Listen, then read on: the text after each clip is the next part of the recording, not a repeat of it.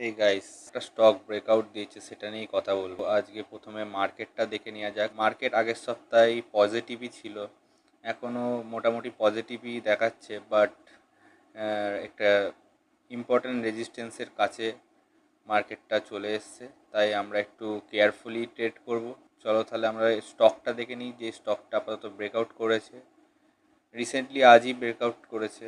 স্টকটির নাম হচ্ছে hedge limited. তো প্রথমে আমরা মান্থলি টাইম ফ্রেমটা দেখে নিই।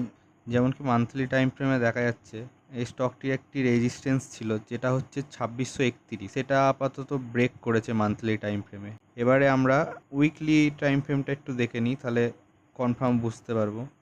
উইকলি টাইম ফ্রেমে আজই তার রেজিস্ট্যান্স, যেটা ছিল 2631, সেই লেভেলটাকে ভেঙে ব্রেকআউট দিয়েছে। আর তার সাথে আজ ভলিউমও খুব ভালোই দেখতে পাচ্ছি। আগের দিনের তুলনায় ভলিউম আজ ভালোই আছে।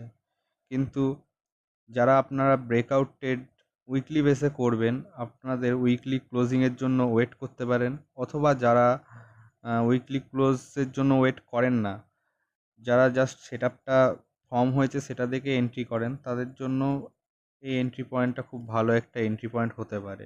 সো আপনারা আপনাদের রিস্ক এবং রিওয়ার্ড ক্যালকুলেশন করে এবং আপনাদের সেটআপ অনুযায়ী আপনারা ট্রেড নিতে পারেন। এই ভিডিওটা শুধুমাত্র এডুকেশন পারপাসের জন্য, কোনো রকম বাই সেলের রিকমেন্ডেশন না।